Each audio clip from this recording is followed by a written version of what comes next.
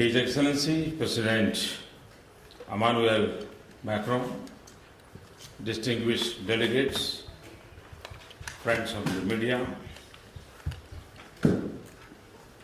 bonjour France, bonjour Paris. President macro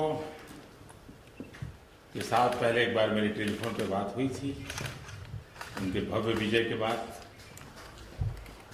और उसके बाद इतने कम समय में और बहुत ही शॉर्ट नोटिस में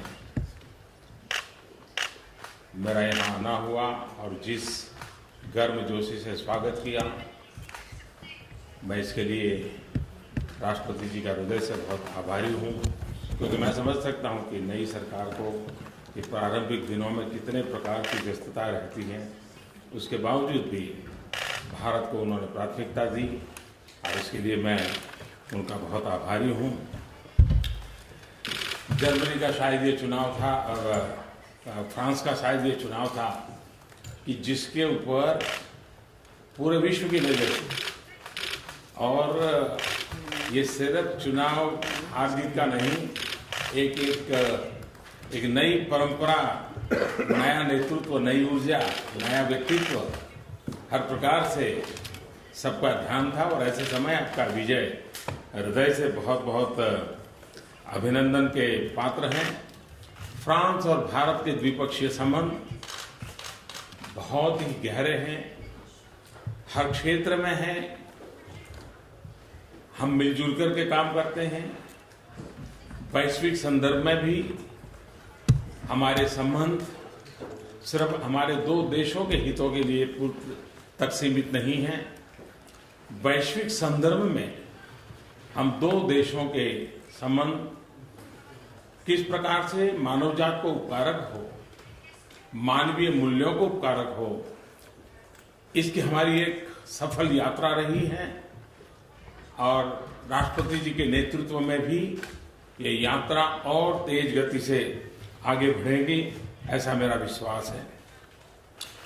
विकास का हमारा दायरा, संबंधों का हमारा दायरा एक बहुत बड़े फलक पर है, चाहे वो टेक्नोलॉजी का मसला हो या ट्रेड की बात हो, चाहे वो इनोवेशन का विषय हो या इन्वेस्टमेंट की बात हो, चाहे एजुकेशन हो, एनर्जी हो, एंटरप्रेन्योरशिप हो, हर दृष्टि से। और जैसा अभी राष्ट्रपति जी ने बताया कि student to exchange progress, student के लिए इंटर्नशिप के कार्यक्रम, भारत को ज्यादा समझने का प्रयास, भारत के नौजवानों को फ्रांस को समझने का प्रयास, इसको हम कैसे बढ़ दें, इस पर भी आज हमारी काफी वास्ता हुई। और इसलिए मैं कहूँगा कि एजुकेशन हो, एनर्जी हो, एंटरप्रेन्योरशिप हो, चाहे डिफेंस का मामला हो या डेवलपमेंट का मामला हो, हमारे लिए दोनों फलक का उतना ही महत्व है। चाहे हम स्मार्ट सिटीज के निर्माण की दिशा में आगे बढ़ना चाहते हो या हम स्पेस के प्रोग्राम में मिलजुल करके काम करना चाहते हो, हमारा दायरा कितना विस्तृत है इसका हम अंदाज कर सकते हैं। कम्युनिकेशन, जैसा आपने बताया कि कम्युनिकेशन वर्ड का इन दिनों में जितना उपयोग है, थ्रेड्स भी हैं, हम मिलजुल करके इसमें कैसे काम कर सके। और उसी प्रकार से फ्रांस और भारत के कल्चरल रिलेशन एक हमारी साझी विरासत है। और आज जैसा राष्ट्रपति जी ने बताया, इसके बाद हम श्रद्धांजलि सुमन अर्पित करने के लिए जा रहे हैं। हिंदुस्तान के 1.5 लाख से ज्यादा लोगों ने प्रथम और द्वितीय विश्व युद्ध में शांति के लिए शहीद हो गए, बलिदान दे दिया। उनको श्रद्धांजलि देने के लिए राष्ट्रपति जी भी समय निकाल करके हम दोनों साथ जा रहे हैं। ये भारत के उन वीर आत्माओं के लिए मैं समझता हूँ ये बहुत बड़ा आपका जेस्चर है। फ्रेंड्स, पेरिस मेरी राजनीतिक यात्रा में एक बहुत बड़ा महत्वपूर्ण पड़ाव है।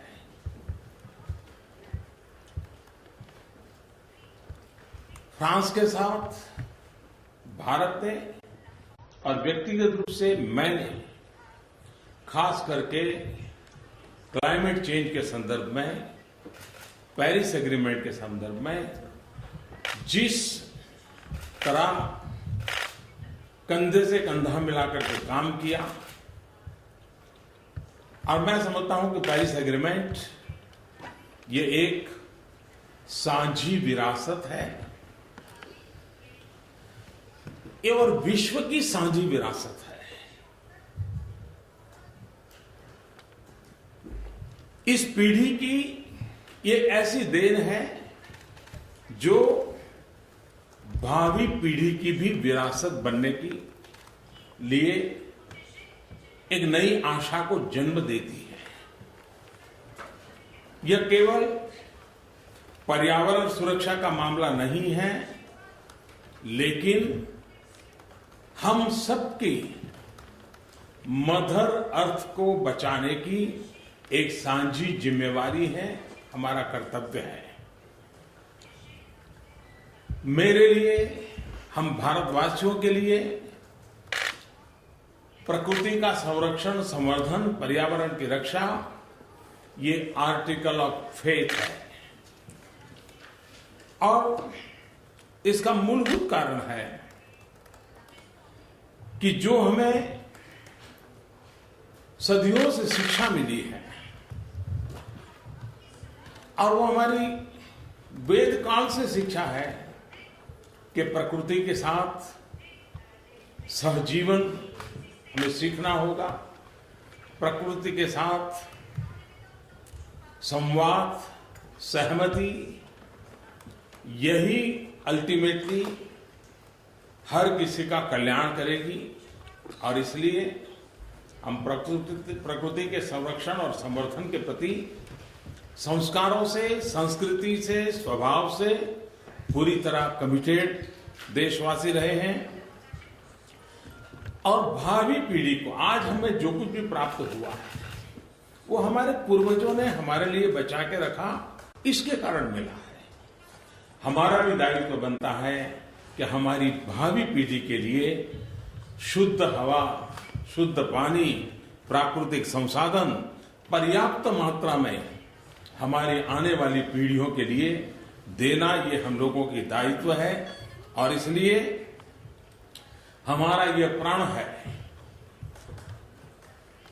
हम समझौते के साथ भी हैं और समझौते के बाद भी हम मिलकर के चलेंगे, मिलकर के करेंगे, और भावी पीढ़ी को मिलकर के कुछ न कुछ तोहफा देकर के जाएंगे, इस कमिटमेंट के साथ। और इस दिशा में हमने कई महत्वपूर्ण कदम उठाए हैं। Indo French partnership for sustainable technology पर विचार हुआ है। सीईओ फोरम को सस्टेनेबल इकोनॉमी के विषय पर विचार करने का निर्देश दिया है। और पेरिस की धरती पर एक महत्वपूर्ण फैसला हुआ इंटरनेशनल सोलर अलायंस का, और मुझे खुशी हुई कि राष्ट्रपति जी की इंटरनेशनल सोलर अलायंस के इस उपक्रम को आगे बढ़ाने के पीछे उनका एक कमिटमेंट है। और वो स्वयं मुझे पूछ रहे थे कि बताइए हम कैसे आगे बढ़ेंगे। मैं समझता हूं कि अपने आप में इंटरनेशनल सोलर अलायंस का उज्जवल भविष्य मैं देख रहा हूं, क्योंकि फ्रांस और भारत ने मिलकर के ही इस कल्पना को जन्म दिया, और आदरणीय राष्ट्रपति जी इसको आगे बढ़ाने के लिए कृतनिश्चयी हैं, और उनके नेतृत्व में इस बात को हम सफलता को प्राप्त करेंगे। मानवता के सामने दो बड़े खतरे हैं। एक की जैसे मैंने चर्चा की, क्लाइमेट, बहुत लोग उसको देख नहीं पाते हैं, इनविजिबल है कुछ लोगों के लिए। दूसरा है आतंकवाद। आतंकवाद को हम देख पाते हैं, आतंकवाद को हम अनुभव कर पाते हैं, आतंकवाद की भयानकता हम सुन पाते हैं। आतंकवाद के कारण बच्चे, बूढ़े, महिलाएं, निर्दोष लोग मौत के घाट उतार दिए जाते हैं। फ्रांस का हर बच्चा भली भांति आतंकवाद की भयानकता को समझता है, अनुभव की है। आज विश्व का बहुत सारा हिस्सा इस संकट से गुजर रहा है। आज हमने विश्व बड़े विस्तार से इस विषय की चर्चा की है कि आतंकवाद से बचने के रास्ते क्या होंगे, टेक्नोलॉजी का उसमें जिस प्रकार से इस्तेमाल हो रहा है उस पर हम सतर्कता कैसे बरतें, साथ मिलकर के कैसे काम करें, रेडिकलाइजेशन के सामने डी रेडिकलाइजेशन की मूवमेंट को हम कैसे बल दें और विश्व शांति और सद्भावना की दृष्टि से कैसे आगे बढ़े, उस दिशा में हमने चर्चा की है। भारत की हमेशा सोच रही है यूरोपियन एकता के संबंध में, यूनाइटेड यूरोपियन यूनियन, प्रगतिशील यूरोपियन यूनियन, सशक्त यूरोपियन यूनियन, इसके हम पक्षकार रहे हैं। और मैं चाहूंगा कि फ्रांस की ऊर्जावान, विजनरी, यंग नेतृत्व न सिर्फ फ्रांस को लेकिन यूरोपियन यूनियन को भी एक नई ताकत देने के लिए अपना योगदान जरूर देगा। एक सफल यूरोपियन यूनियन, ताकतवर यूरोपियन यूनियन, प्रगतिशील यूरोपियन यूनियन जो वैश्विक संतुलन के अंदर एक बहुत बड़ी भूमिका अदा कर सकता है। मुझे आशा है कि उस दिशा में फ्रांस सफलतापूर्वक अपनी भूमिका निभाएगा। मेरे लिए खुशी की बात है कि राष्ट्रपति जी ने भारत आने के मेरे निमंत्रण को स्वीकार किया है। हम उनके स्वागत के लिए बहुत उत्सुक हैं। मैं फिर एक बार उनका हृदय से आभार व्यक्त करता हूं, फ्रांस की जनता का आभार व्यक्त करता हूं और मानवता के सामने जो संकट है, चाहे वो क्लाइमेट का हो, चाहे आतंकवाद का हो, हम दोनों देश मिल करके इस मानवता के काम को आगे बढ़ाएंगे। बहुत बहुत धन्यवाद।